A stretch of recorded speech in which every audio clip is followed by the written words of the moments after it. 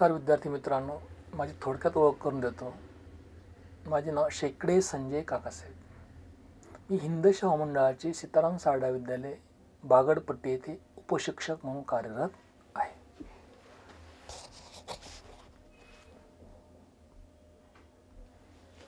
तर आज आपण पाठाचा उर्वरित भाग पाहणार आहोत. असहकार चळवळ. थोडा मागचा संदर्भ घेऊ. गांधीजींना 6 वर्षे शिक्षा सुनावली गेली. पुढे प्रकृती अस्वस्थ कारणास्तव महात्मा गांधींची तुरुंगातून सुटका करण्यात आली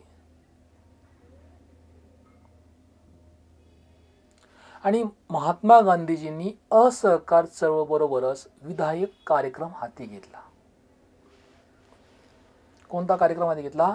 विधायक कार्यक्रम हाती घेतला. त्यात प्रामुख्याने स्वदेशीचा प्रसार या विधायक कार्यक्रमामध्ये स्वदेशीचा प्रसार, हिंदू मुस्लिम ऐक्य, हिंदू मुस्लिम ऐक्य, मद्यपान बंदी, मद्यपान बंदी, अस्पृश्यता निवारण, खादीचा प्रसार, राष्ट्रीय शिक्षण, नॅशनल एज्युकेशन अशा गोष्टींचा अंतर्भाव होता. आणि या विधायक कार्यक्रमामुळे ग्रामीण भागात राष्ट्रीय चळवळ अधिक व्यापक झाली. कोणत्या विधायक कार्यक्रमामुळे ग्रामीण भागात राष्ट्रीय चळवळ अधिक व्यापक झाली? तर स्वदेशीचा प्रसार नंबर 1.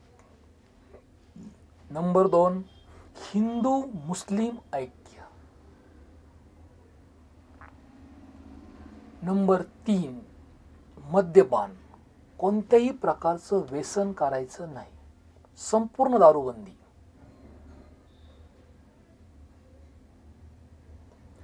अस्पृश्यता निवारण,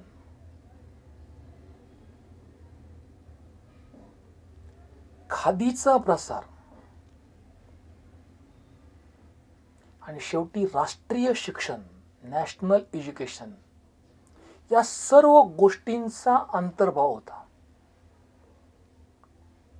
आणि या विधायक कार्यक्रमामुळे, या चांगल्या कार्यक्रमामुळे ग्रामीण भागात, रुरल एरियात राष्ट्रीय चळवळ अधिक व्यापक झाली.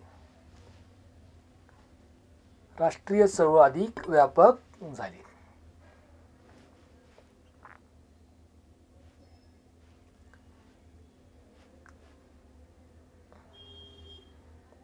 आता नवीन मुद्दा आहे स्वराज्य पक्ष. स्वराज्य पक्ष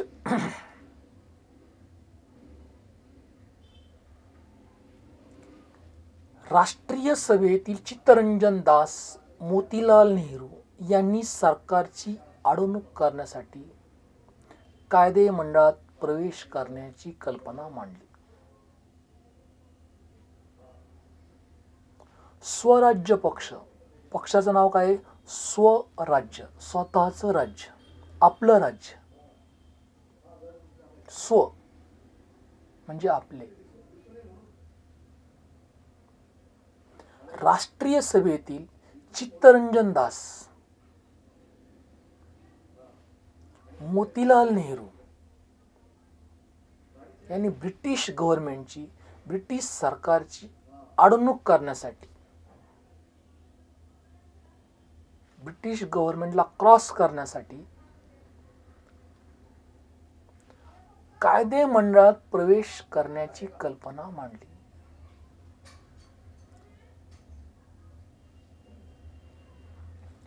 (1922) मध्ये राष्ट्रीय सभेच्या अंतर्गत स्वराज्य पक्षाची स्थापना केली.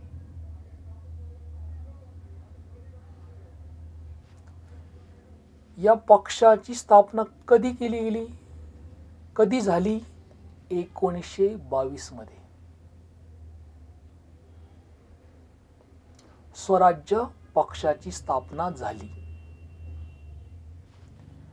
1923च्या निवडणुकीत मध्यवर्ती व प्रांतिक कायदे मंडळाने स्वराज्य पक्षाचे अनेक उमेदवार निवडून आले. इसवी सन 1923 मध्ये निवडणुका झाल्या, इलेक्शन झाले आणि या निवडणुकीमध्ये मध्यवर्ती व प्रांतिक कायदे मंडळाने स्वराज्य पक्षाचे अनेक उमेदवार उभे केले. आणि विशेष म्हणजे हे सर्व उमेदवार निवडून आले, इलेक्शन जिंकले, निवडणूक जिंकले.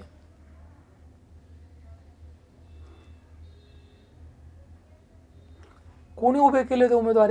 प्रांतिक कायदे मंडळाने स्वराज्य पक्षाचे हे उमेदवार उभे केलेले होते. या निवडणुका कधी झाल्या? 1923 मध्ये. आणि यात प्रामुख्याने मोतीलाल नेहरू, मदन मोहन मालवीय, लाला लजपत राय, न. ची. केळकर यांचा समावेश होता. यात प्रामुख्याने कोणाचा समावेश होता? Motilal Nehru number 1, number 2 Madan Mohan Malviya, number 3 Lala Lajpat Rai, number 4 न. ची. केळकर.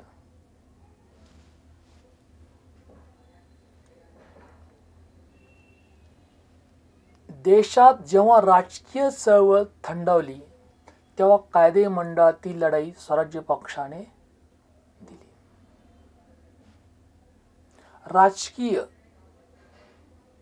चळवळ शांत झाली, थंडावली तेव्हा कायदे मंडळातील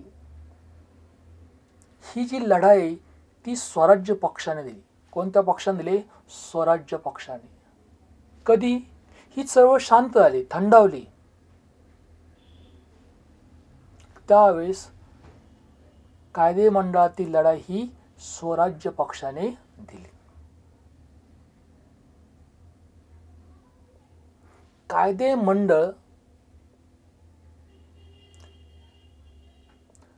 मंडळात सरकारच्या अन्याय धोरणांना त्यांनी प्रखर विरोध केला. जे अन्यायकारक जे धोरण आहे ते जर ब्रिटिश गव्हर्नमेंट राबवत असेल तर यांनी त्यास प्रखर असा विरोध केला.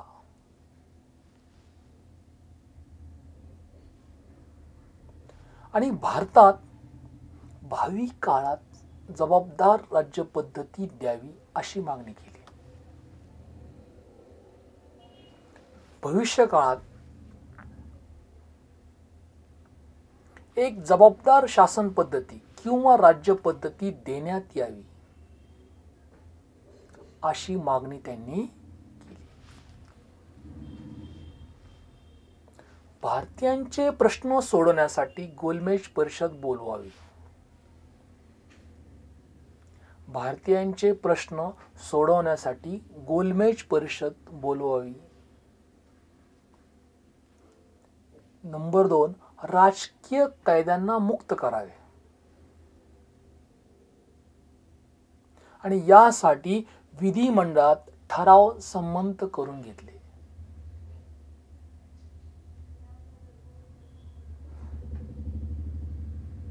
कोणते ठराव होते? भारतीयांचे प्रश्न, समस्या सोडवण्यासाठी गोलमेज परिषद भरावी किंवा बोलवावी. राजकीय कैदी अशा कैद्यांना ब्रिटिश सरकारने मुक्त करावे. यासाठी विधिमंडळात ठराव संमत करून घेतले. पण ब्रिटिश गव्हर्नमेंटने, सरकारने स्वराज्य पक्षाचे बहुतेक ठराव फेटाळून लावले. बहुतेक ठराव फेटाळून लावले, मान्य केले नाही. सायमन कमिशन नवीन मुद्दा आहे.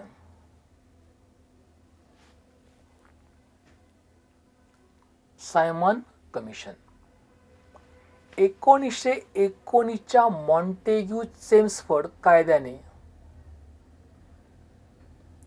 दिलेल्या सुधारणा असमाधानकारक होत्या.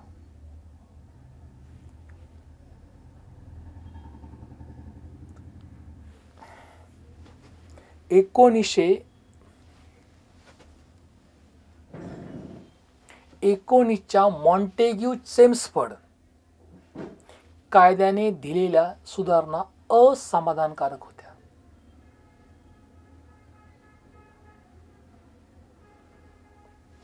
त्यामुळे भारतीय जनतेत असंतोष होता. भारतीय जनतेमध्ये असंतोष का होता? 1919 जो मॉन्टेग्यू चेम्सफोर्ड कायदा आहे, या कायद्याने दिलेल्या सुधारणा समाधानकारक नव्हत्या, पूर्णतः असमाधानकारक होत्या आणि त्यामुळे भारतीय जनतेत असंतोष होता, राग होता. या पार्श्वभूमीवर इंग्रज सरकारने 1927 मध्ये सर जॉन सायमन यांच्या अध्यक्षतेखाली एक कमिशन नियुक्त केले. वरील पार्श्वभूमीवर ब्रिटिश गव्हर्नमेंटने इंग्रज सरकारने 1927 मध्ये सर जॉन सायमन यांच्या अध्यक्षतेखाली एक कमिशन नेमले.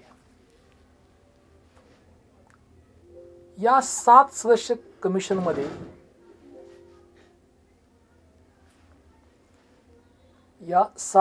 कमिशनमध्ये एकही भारतीय सदस्य नव्हता.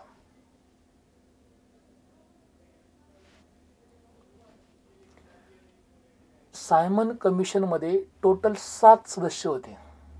किती सदस्य होते? 7. त्यामध्ये एकही भारतीय सदस्य नव्हता, कोणीही भारतीय नव्हते. म्हणून भारतातील राजकीय पक्षाने सायमन कमिशनवर बहिष्कार टाकण्याचा निर्णय घेतला.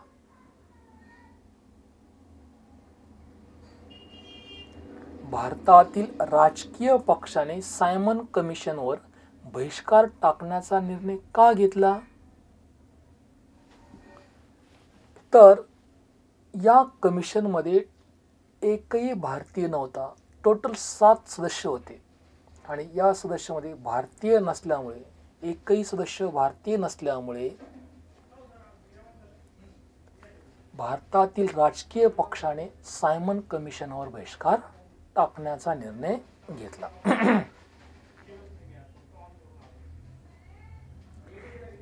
1928 साली सायमन कमिशन भारतात आले. सायमन कमिशन भारतात कधी आले? 1928 मध्ये. भारतामध्ये ते ज्या ज्या ठिकाणी गेले तेथे त्यांच्या विरुद्ध निदर्शने करण्यात आली. Simon go back, Simon go back, Simon परत जा अशा घोषणा दिल्या गेल्या.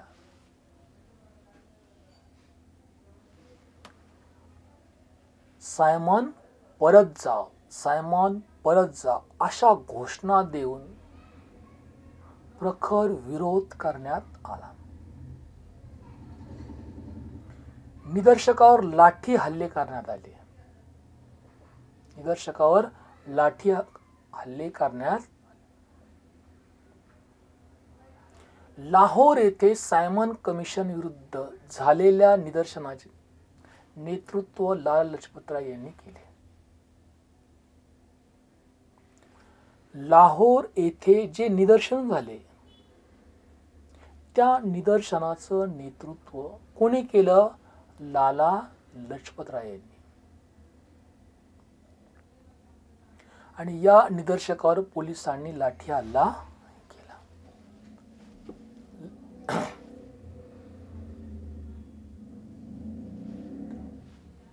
स्वॉडर्स या उद्धट पोलीस अधिकाऱ्याने लालाजींच्या छातीवर लाठीने प्रहार केला.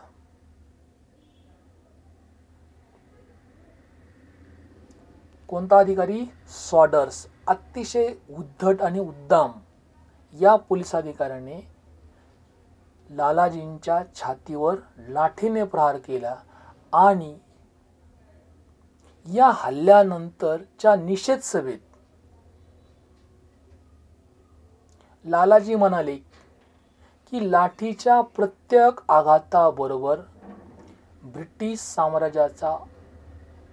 साम्राज्याच्या शवपेटीवर एक एक खिळा ठोकला जात आहे. आणि पुढे काही दिवसातच लालाजींचे निधन झाले.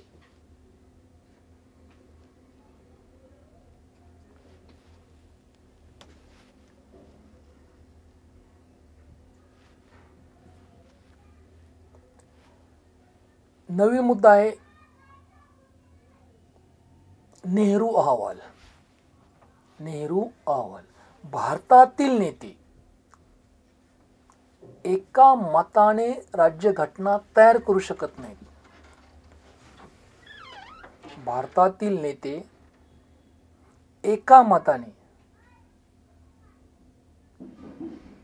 एकजुटीने भारतीय राज्यघटना तयार करू शकत नाहीत, अशी टीका भारत मंत्री बर्कन हेड यांनी केली.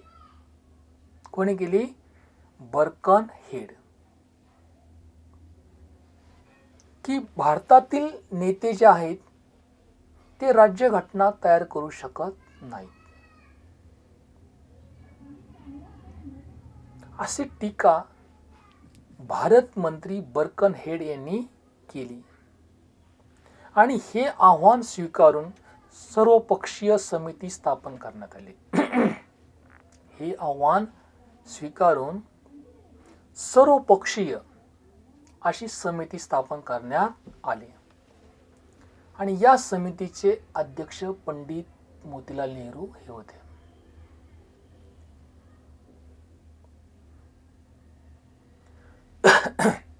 या समितीचा अध्यक्ष कोण होतं? पंडित मोतीलाल नेहरू.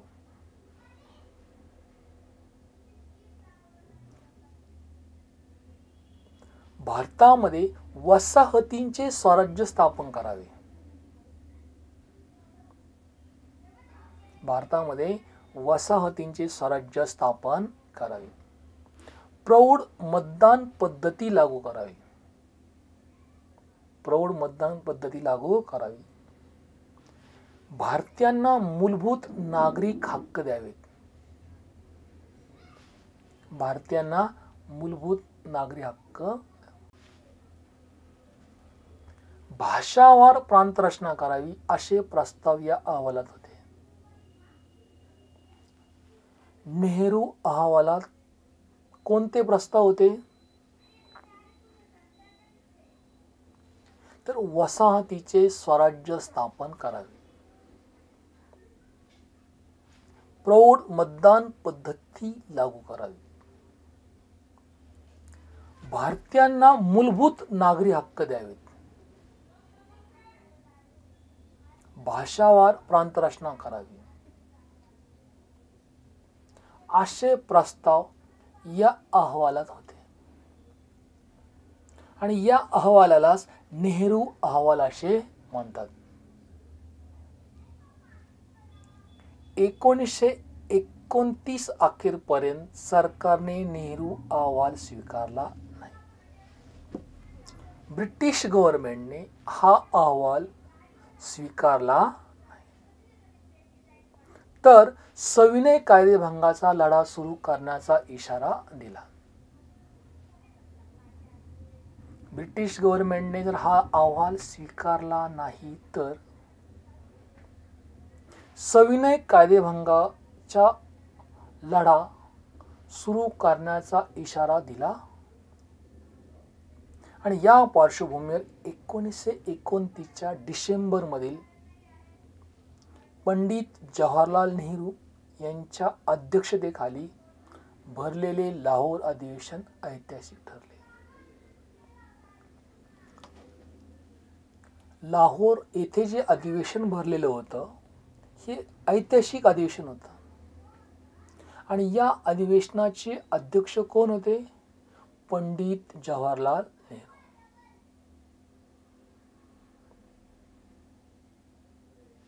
कधी भरलं अधिवेशन? 1929 ला, डिसेंबर महिन्यामध्ये.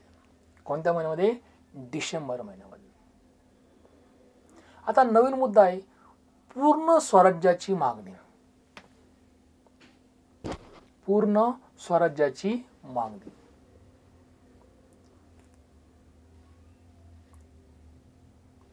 वसाहतीचे स्वराज्य हे आतापर्यंतचे राष्ट्रीय सभेचे उद्दिष्ट अनेक तरुण कार्यकर्त्यांना मान्य नव्हते. वसाहतींचे स्वराज्य हे आतापर्यंतचे राष्ट्रीय सभेचे उद्दिष्ट अनेक तरुण कार्यकर्त्यांना मान्य नव्हते.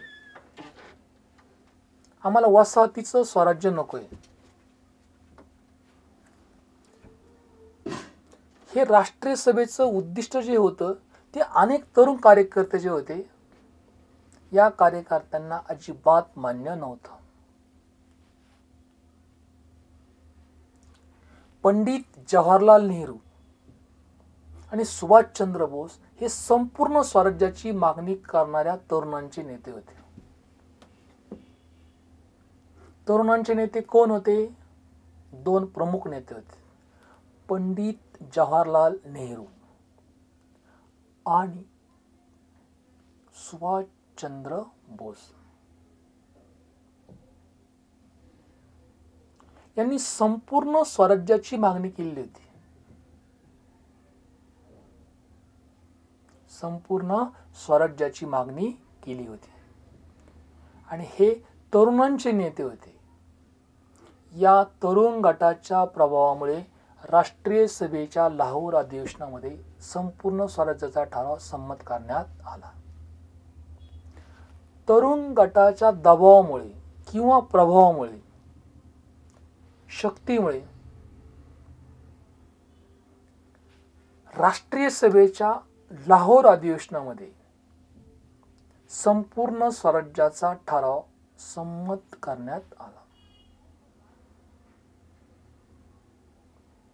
आणि या ठरावाद्वारे राष्ट्रीय सभेने वसाहतीचे स्वराज्य या उद्दिष्टाचा त्याग केला. या ठरावाद्वारे राष्ट्रीय सभेने वसाहतीचे स्वराज्य या उद्दिष्टाचा काय केला? त्याग केला. आणि यापुढे, येथून पुढे भारताचे संपूर्ण स्वातंत्र्य हे राष्ट्रीय चळवळीचे ध्येय बनले. काय ध्येय होतं? की संपूर्ण स्वातंत्र्य, भारताचे संपूर्ण स्वातंत्र्य हे राष्ट्रीय चळवळीचं ध्येय होतं. 31 डिसेंबर 1929 रोजी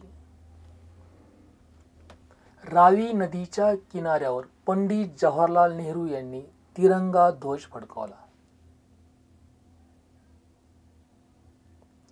आणि 26 जानेवारी हा दिवस स्वातंत्र्य दिन म्हणून पाळण्यात यावा असे ठरवण्यात आले.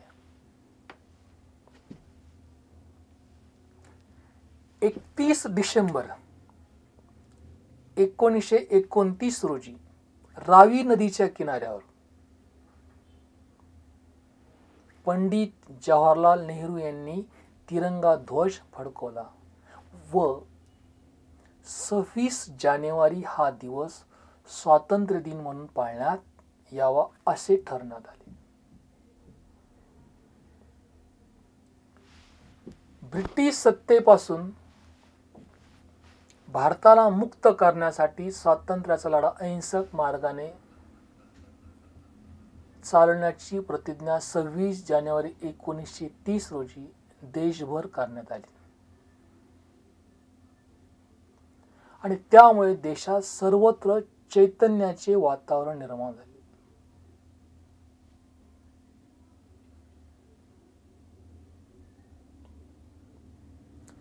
ब्रिटिश सत्तेपासून